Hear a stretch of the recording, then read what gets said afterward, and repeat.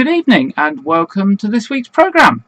It is Saturday the 17th of July and it's just about 30 seconds past 6 o'clock, coming to you from the heart of White Regis. And in the news this week, GP practices in Dorset have fared very well and above average in a national patient survey published this week.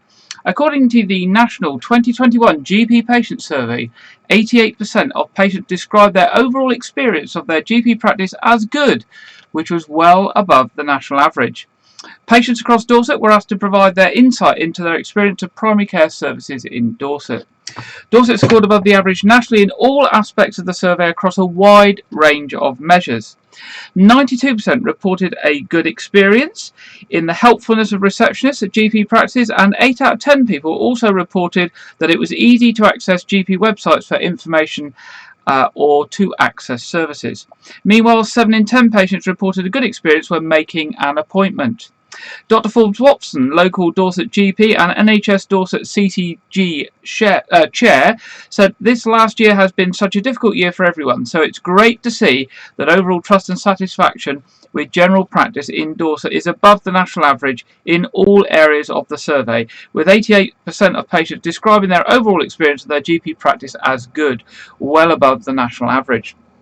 We are very much valuing feedback, and we use feedback to see how we can continue to improve our services here in Dorset. We'd like to thank the public for their continued support for general practice, as well as everyone working in general practice who have risen brilliantly to the challenge. Thank you for everything you're doing. It's no doubt it's been a difficult year for GP practices and indeed everyone in healthcare. But if you're a patient, what is your experience of your local GP practice? Why not give us send us a message here at news@White Regis TV and let us know. We would love to hear. All the emergency services across Dorset are expecting a very busy weekend. The emergency services have met together yesterday to discuss resilience issues in the county and are working together to ensure a safe level of service is maintained across this weekend. The ambulance service, Dorset Police and the county's hospitals are currently under strain due to staffing shortage and high numbers of emergency call-outs. This pressure is expected to continue to rise over the weekend with hot weather forecast, and Dorset's anticipated to be busy with an influx of visitors. And if you've been out on the roads today, certainly the roads are very busy.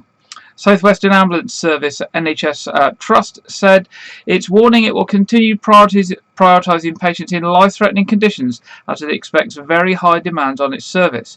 SWAST has dealt with around 21,000 emergency incidents each week for the past 2 months, compared to around 19,000 incidents per week in April. That means the Trust is currently responding to around 125 new incidents every hour and just over 2 new incidents every minute. Members of the public are asked to help during this very busy period by only calling 999 in a genuine life-threatening emergency. For all other advice and medical conditions, contact NHS 111, who will give you advice and support. The NHS and ambulance services are asking people not to call back for an estimated arrival time or to update on their 999 call unless, of course, the patient takes a significant change for the worst. SWAT says people should only call back if the patient's condition worsens or they no longer need an ambulance. That's obviously very important to tell the 999 call handlers as well.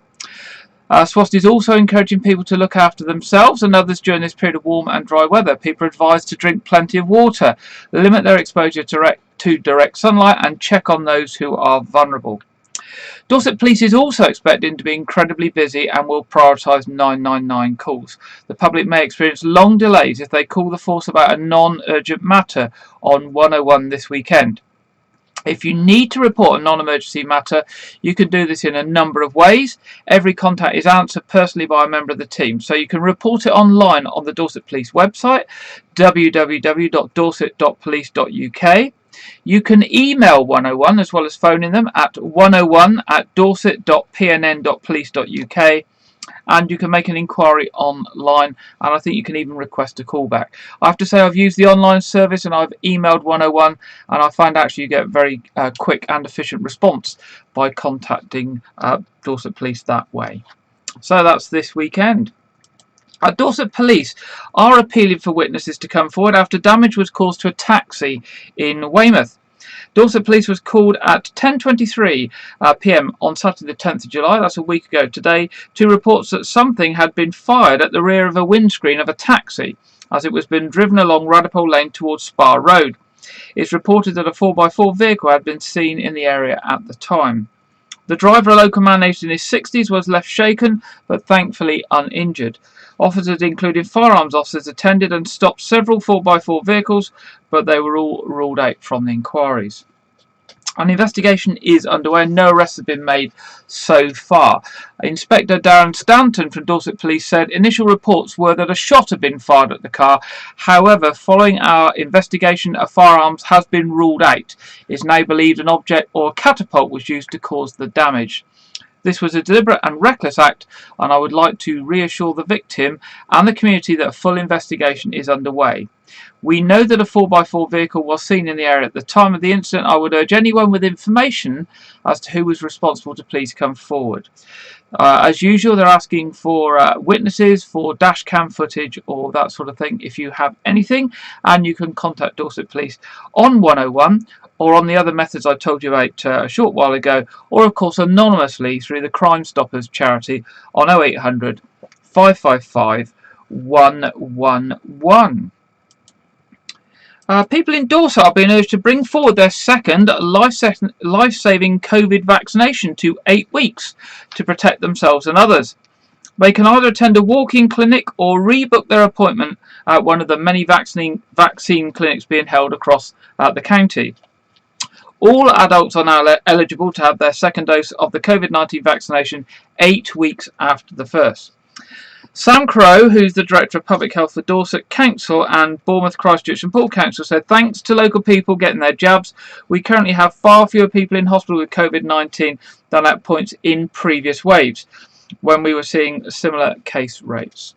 This shows that the vaccination programme is having a significant impact, and I urge anyone who hasn't had their jabs yet to book their appointments now and attend one of the local walk-in clinics. With COVID-19 circulating in our communities, getting both doses of the vaccine is the best way you can protect yourself from serious illness caused by the virus. Information about the latest walk-in clinics is being updated on the NHS Dorset CCG website regularly, so you can keep checking there for information. If you just search for NHS Dorset CCG, you'll get to their website, and bookings can also be made for vaccine clinics across Dorset at venues such as community pharmacies and the large vaccination centre at Bournemouth BIC, and you can do that through the national booking service by calling 119 on your telephone. So look for the NHS Dorset CCG website or call 119, the national COVID number, and you can book for the BIC and for the community pharmacies that are doing vaccinations. Children who have been playing on the former naval accommodation block at Portland have triggered Dorset Council to say they will visit the site. A representative of the Environmental Health and Building Control from Dorset Council last visited the site in 2020 after similar concerns. This resulted in the site being secured. Following the site being secured, Dorset Council assessed that there was no danger to the public. Following the recent concerns, Dorset Council have contacted the developers and have been advised that they will visit the site and check security and take action if necessary to prevent unauthorised access. Local councillor Paul Kimber also asked back in 2020 whether the council would consider using their compulsory purchase powers to take control of the site, but the council decided there was little they could do without exposing themselves to a massive financial risk. The site had planning permission to change into residential use, but it's a difficult site to convert, and the viability of the plan has led to everything being put on hold. Each week we mention about various scams and things to be wary of. This week, people are being urged to be aware of fake emails from Amazon offering rewards. Action Fraud, who's the national fraud organisation, particularly for IT frauds, say they have received hundreds of reports of the scam in the past week. A spokesman said, have you received one of these fake Amazon emails offering you exclusive rewards? They've received 220 reports just in a few days. The emails claim to offer an exclusive reward if the recipient completes an online survey within 1 hour. Please don't take the bait. Don't click on the links.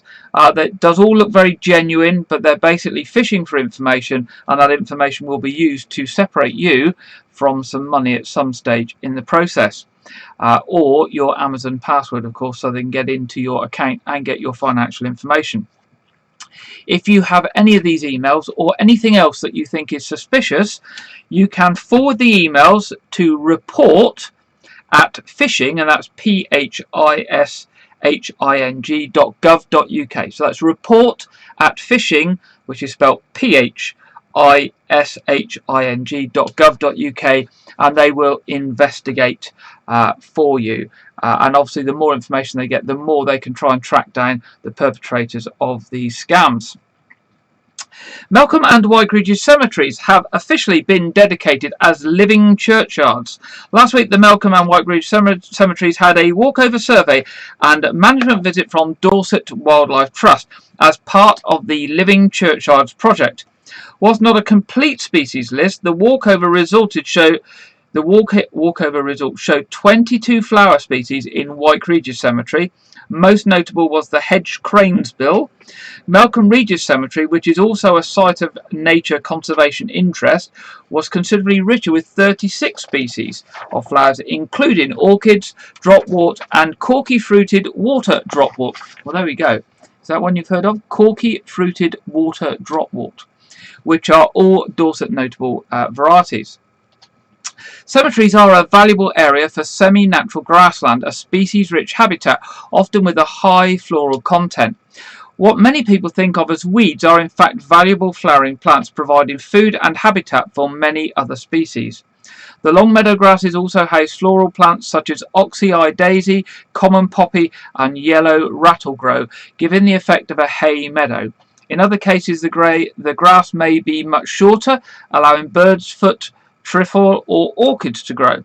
This variation in management and subsequent species diversity make careful managed churchyards and cemeteries so important.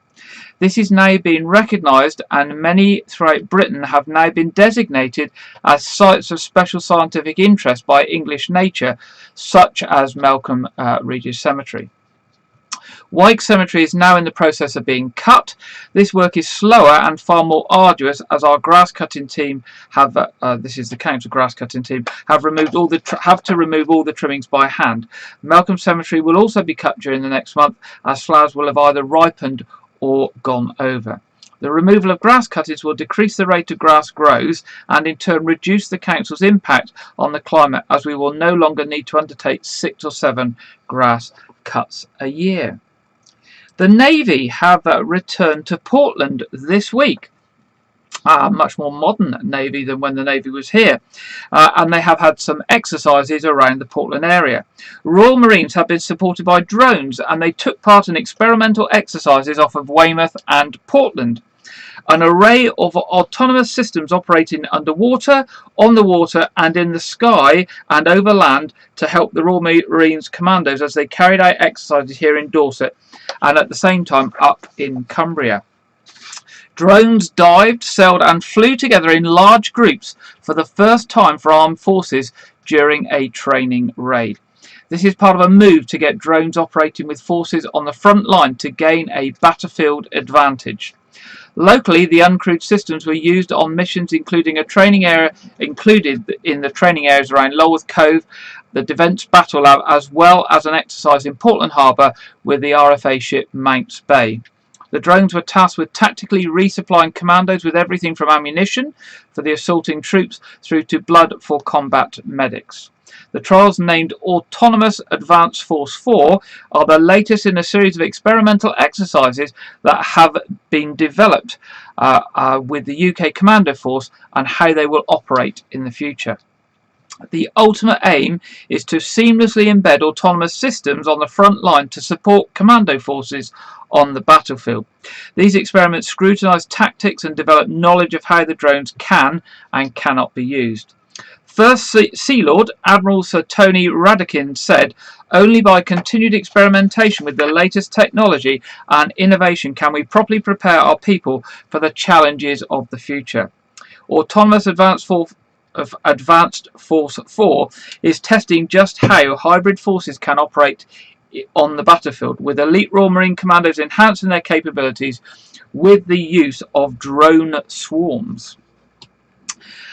There we go. And popular owners of a well-known local fish and chip shop on Portland have wrapped up their last fish and chips as they step down after 20 years from running Ray's Fish and Chips on Portland. Maria and Lee Dolphin, who have run Ray's Fish and Chips at the Straits in Easton on Portland since 2001, have retired and will be moving somewhere else in Dorset. The couple have been bombarded with messages of support and well wishes as they marked their last day in charge on Thursday this week. And Weymouth Town Council have announced that they are delighted that there will be a programme of firework displays in Weymouth this summer. The free firework displays on Weymouth Seafront will take place on every Monday in August, the 2nd, the 9th, 16th, 23rd and 30th, with all displays starting at 9:30.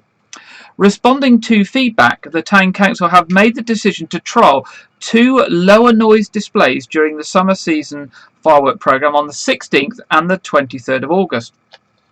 The Town Council will then monitor feedback on the lower noise displays and make decisions on future displays. Truly silent fireworks, unfortunately, are not currently available for large-scale displays. And as somebody who has dogs, one of which who does not like fireworks in the slightest and gets very distressed, it's good news that Weymouth Town Council are trialling quieter fireworks to see if they improve things for those that don't like fireworks. The Town Council would also like to encourage the public to, where possible, leave their cars at home and walk or use public transport when getting to and from the displays. Councillor Colin Huckle, who's the Mayor of Weymouth Town Council, said the fireworks on Weymouth Seafront are always extremely popular, with local people and visitors, always creating a unique, family-friendly, fun atmosphere in the town throughout the evening. We are delighted to announce this year's summer firework programme, which will include the first trials of the low-noise fireworks. The summer fireworks displays, as ever, are provided by Paynes Fireworks and Cyrotechnics, with additional operational support from Masterplan Offshore, Dorset Council, including the Harbour Office, and Weymouth Town Council's Beach Office. On the display nights, the Town Council will be running a competition to win £500 in cash. The competition, which is free to enter, has been run for many years with the support of the Alexander Gardens.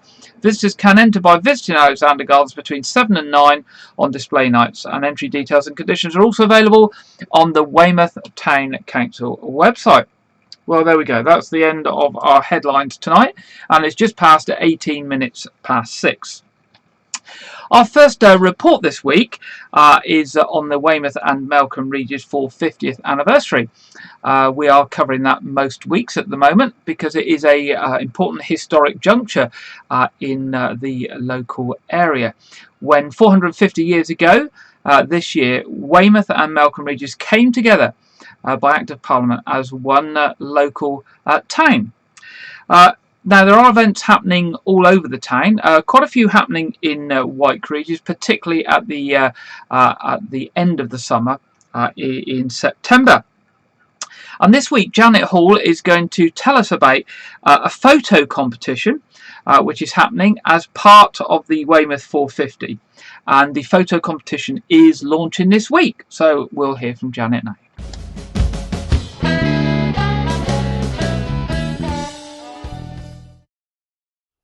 Hello again. Do you remember last week I was telling you about getting my paintings ready for the Weymouth 450 exhibition? Well, if you're actually more of a photographer, you have to be getting busy now too. We have a category for photographers as well as for artists. The photography is a competition, so you may even find you're a winner. There is no entry fee, and the competition is open to everyone who has access to a digital camera. So whether you take snaps on your phone, like me, or the best quality digital camera, you can enter this competition. The winners will be printed and displayed in the church over the weekend of the 24th to the 26th of September. And a selection of other submitted entries will be displayed as well. But it may not be possible to display all of them, so we've decided to put all on a slideshow which will be running in the church over the weekend. There are two classes of entry, determined by the age of the photographers. One for the 16 and under, and one for the over 16s, like me. So what do? Well, first of all, you've got to think, what does Weymouth mean to you? Celebrating Weymouth 450. What does it mean to me? So we're not just looking for well-composed, sharp pictures which show photographic skill, but we're looking for ingenuity, for the best way in which you can conjure up the spirit of Weymouth 450 and what Weymouth means to you, and probably to a lot of the rest of us as well. For me, Weymouth is mostly about the sea, and mostly about the harbour and the work and the pleasure that goes on round there. I'd like to see if I can capture some pictures of that happening. For you, it may be something completely different. A seagull eating your chips, or people lying on the beach. When you've chosen your photographs, write a short description and an explanation of the photograph. Also give your name and your age if under 16, and address and contact number or email address. A maximum of 2 entries per person, please. And if you are submitting 2 photos, you might like to indicate which is your first preference. And all these entries have to be sent to us by Wednesday, the 1st of September, 2021. Very soon you'll be able to submit your entry through this link. It's not quite ready yet, but don't worry, you've got until the 1st of September to get your entries in. Now, just before we go, here are a few ideas from my own camera. I'm not sure whether these are ones that I will enter. I think I've still got time to go out and find a really incredible shot, but these might give you some ideas. Bye for now.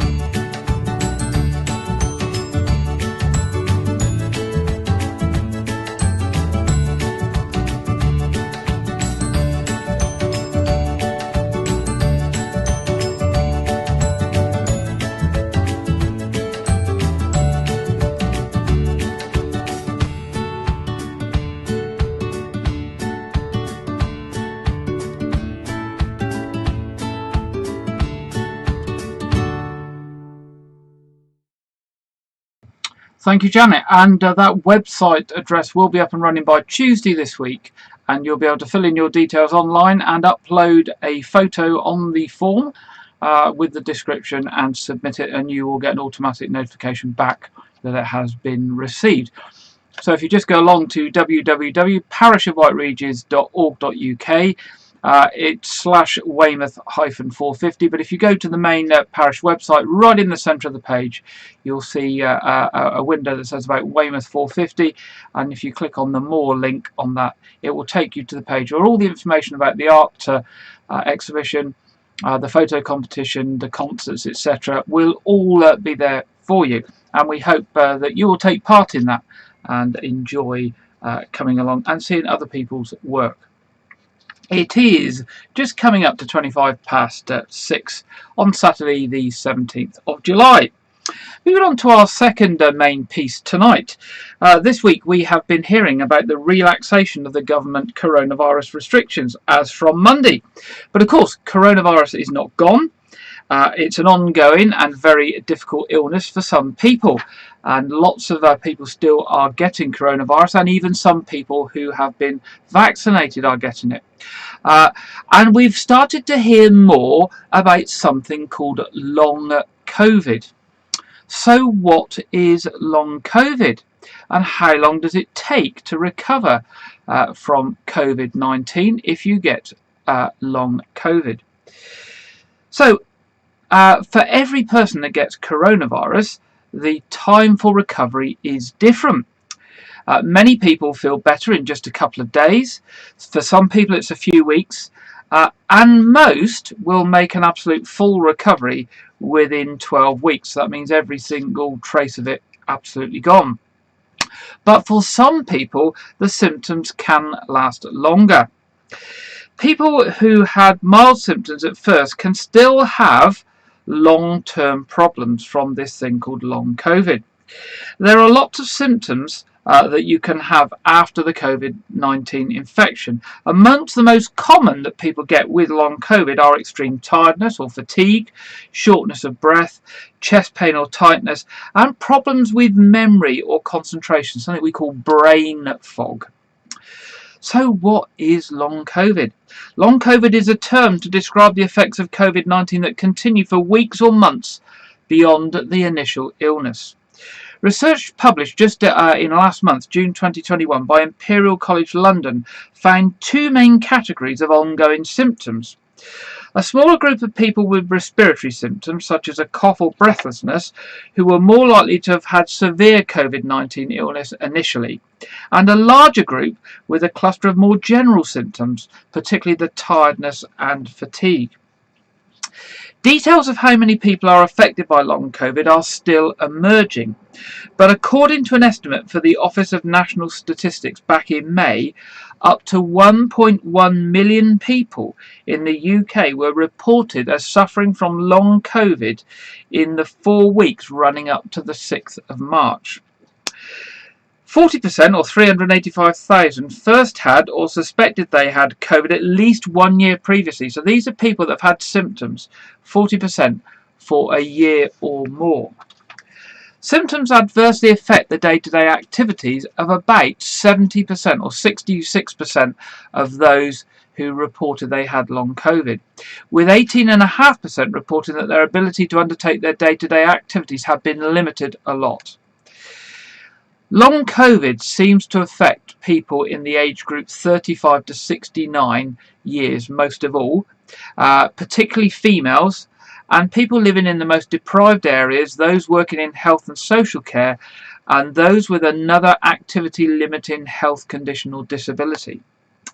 So there we go, that's a little bit about long COVID. I thought it'd be useful just to show this short video from the NHS, showing some people and how they have been affected, and a bit more about what long COVID is. When I first realised that I had COVID, actually it was much more frightening than I expected. I didn't think I would get it as bad as I did. I felt like I was close to death, gasping for air and not being able to catch my breath. But after the first 2 or 3 weeks were over, I kind of thought that I was starting to get better. And then it was literally just bang, the symptoms came back.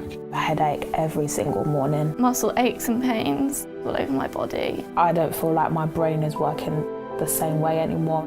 The chest pain in particular is as if I'd been just hit by a train. I haven't had a day since mid-March where I felt better. I'm having to rest more, sleep more. Day-to-day tasks at home are really tough. It can totally wipe me out just doing basic things. Do not make the mistake of thinking that being young or being fit is going to stop COVID from having a long-term impact on your health. Wash your hands, wear a mask and keep your distance. It's that simple. There we go, so that was a bit about long COVID, and of course those simple bits of advice, washing your hands, keeping your distance, wearing a mask, that sort of thing, is still very, very important, even as we go into the next stage of things opening up. You know, if there are large numbers of people, it's good to wear a mask.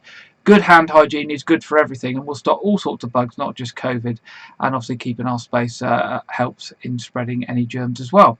And that really showed the benefit last year when obviously there was a very low level of the normal flu that we get because of the extra hygiene and spacing.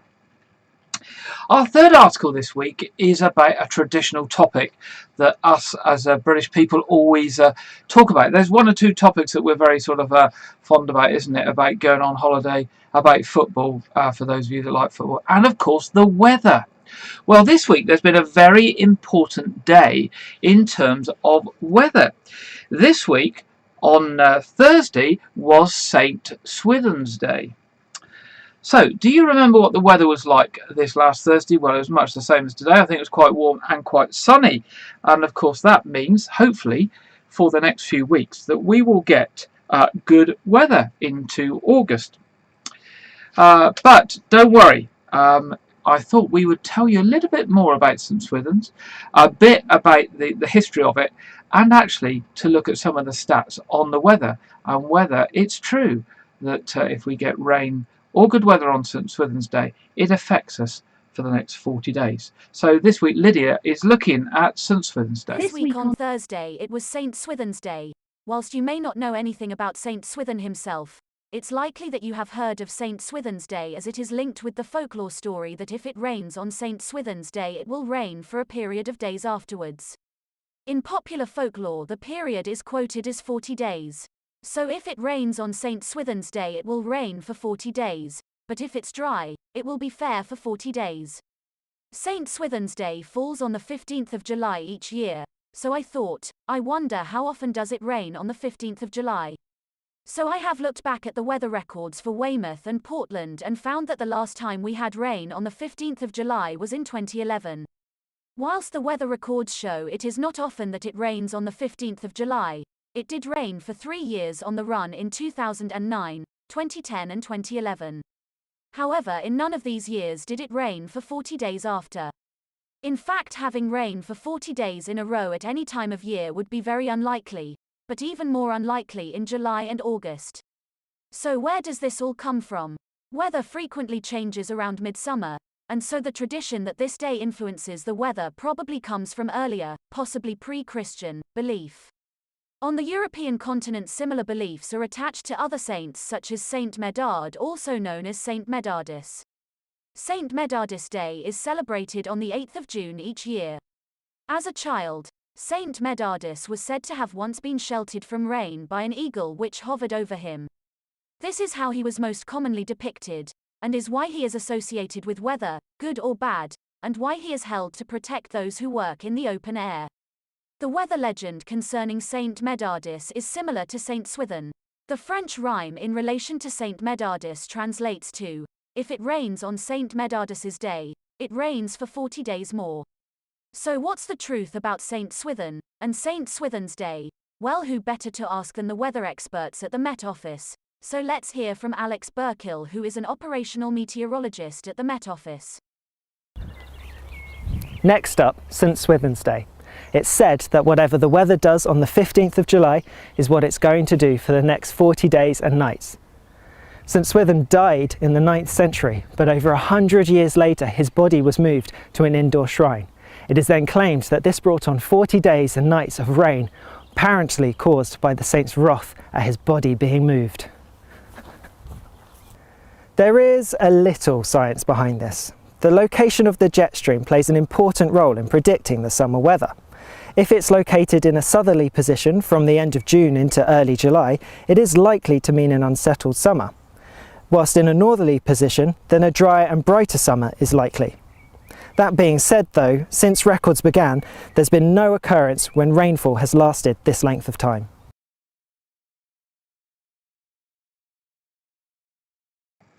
So there we go. That's the truth from the Met Office. It's more about the jet stream than it is St Swithin.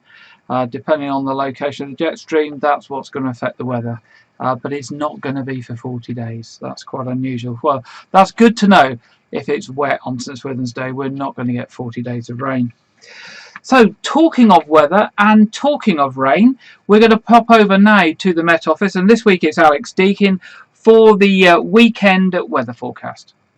Welcome to your latest update from the Met Office. This weekend basically can be summed up as hot and sunny. The sun is strong. Let's start with a cautionary note. UV levels will be high or very high. You will need the sunscreen on if you're out this weekend. It won't be sunny everywhere, a bit more cloud at times over northern Scotland. That's being created by a fairly weak looking weather front. It's this chunky area of high pressure that's the dominant feature. It's been edging in all week. A balmy summer's evening then on Saturday evening. Again, some patchy cloud here and there, but for most It's lots of sunshine. The cloud continuing to thicken over western Scotland and a bit more cloud coming into the far northeast. So that's a bit of a change on Sunday. A cloudier day for Aberdeenshire, Caithness, Sutherland, some spots of rain here and there, and generally a bit more cloud for Northern Ireland and southern Scotland, but still plenty of fine summer weather to be had here.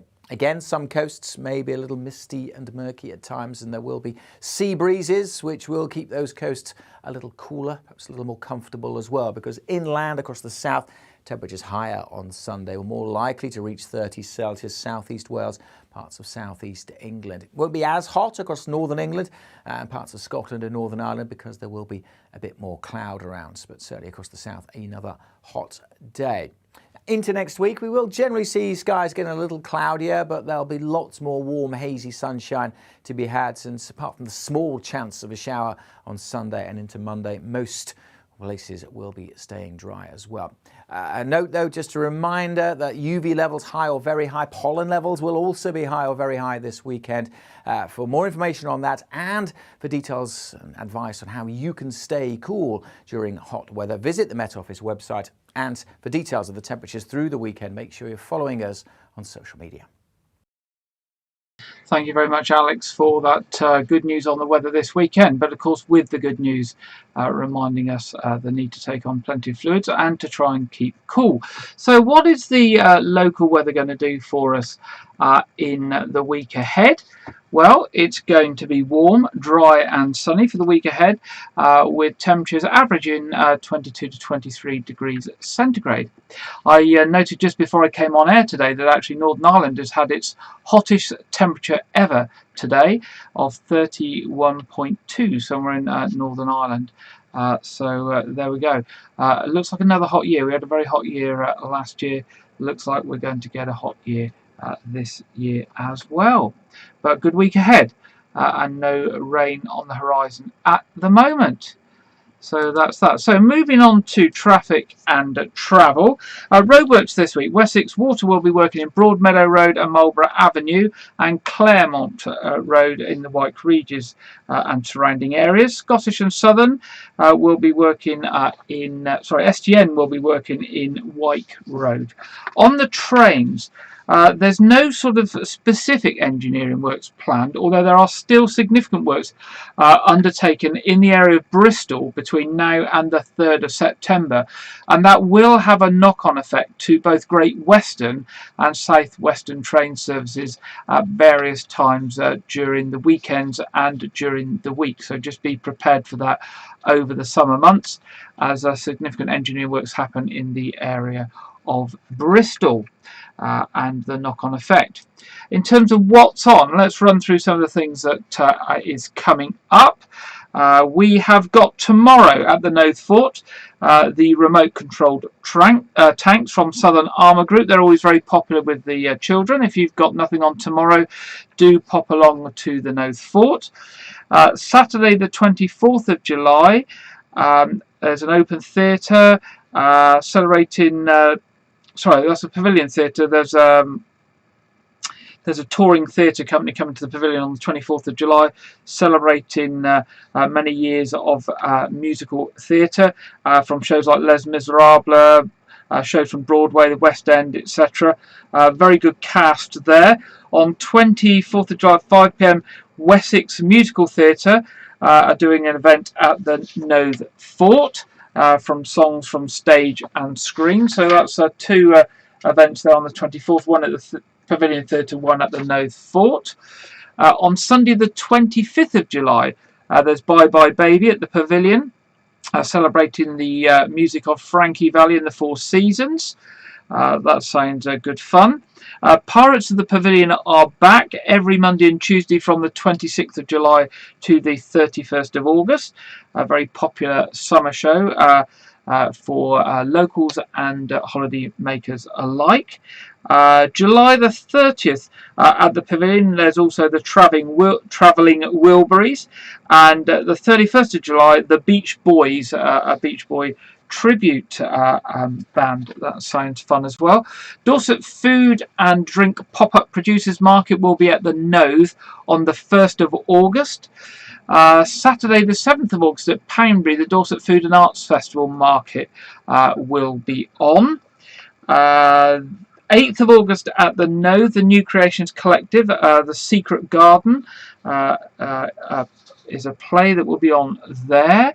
And the 14th of August and 15th of August, the Nothe is going to do one of their Victorian weekends. So if you like seeing people dressed up, and you want all the to be taken back to the fun of the Victorian era, then that's the 14th and 15th of August at the Nothe Fort. So lots of things happening over the summer, and we'll keep you posted in the following weeks of things, extra things, as we get notified of them. Of course, if you've got any events, any fundraising activities that you want to share with us, to mention future weeks, just send them in to news@whiteregis.tv, and we'll be happy to mention them next week or in the weeks ahead over the summer period. Now we move on to our film section. It's just gone 20 to 7, and we're going to revisit a film that we looked at earlier in the year. We looked at it when it was released, but now with the cinemas opened up, it is on at the cinema now, so I thought it would be a very good idea to refresh your mind of something that is available at the cinema, particularly as we go to the holiday period, and it is suitable for families and children. So it is Space Jam. It's a Warner Brothers film called Space Jam, and it's got lots of the popular toon characters in, as well as real people as well. So here we go. Here's the blurb that goes with the film. Welcome to the Jam. Basketball champion and global icon LeBron James goes on an epic adventure alongside timeless tune Bugs Bunny with the animated live-action event Space Jam: A New Legacy. From director Malcolm D. Lee and an innovative filmmaking team including Ryan Coogler and Maverick Carter, this transformational journey is a manic mashup of two worlds that reveals just how far some parents will go to connect with their kids. When LeBron and his young son Dom are trapped in a digital space by a rogue AI, LeBron must get them home safely by leading Bugs, Lola Bunny and the whole gang of notoriously undisciplined Looney Tunes to victory over the AI's digitized champions on the court. A power-up roster of professional basketball stars as you've never seen them before. It's Tunes versus Goons in the highest stakes challenge of his life that will redefine LeBron's bond with his son and shine a light on the power of being yourself. The ready for action Tunes destroy convention, supercharge their unique talents and surprise even King James by playing the game their own way. Space Jam is in cinemas right now. It's distributed by Warner Brothers, and here's a little taster. Basketball camp is next weekend. You got amazing potential on the court, and I can help you get there. That's not what I want, Dad. You never let me do what I want to do. You never let me just do me. Hold up, wrong floor. I bet Will Smith ain't got to deal with this. Dad! Down! What in the Matrix hell? Welcome to the space.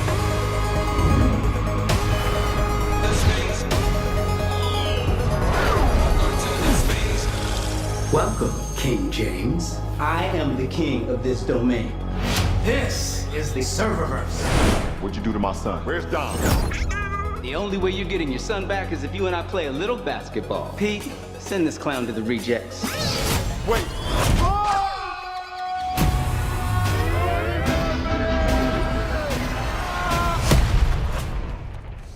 What is this? Ah! I'm a cartoon? What's up, Doc? Come on and ride, baby, ride! I need to assemble an elite team to help get my son back. I know what you're looking for. So shoot, baby, shoot! A dream team. Them, shoot the ball. Let's try that again, shall we?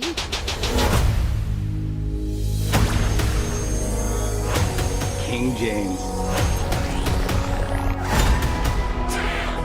Welcome to The Space Jam.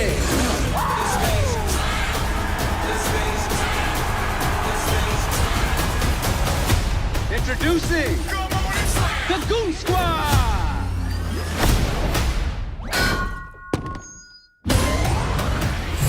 You gotta win this game. Let's end this. Got you, Bron. And get our son back.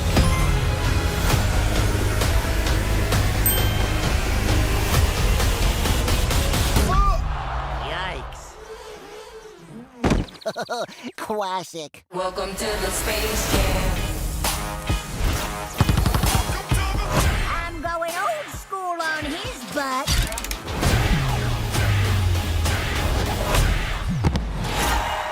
Whoa. Welcome to the Space Jam.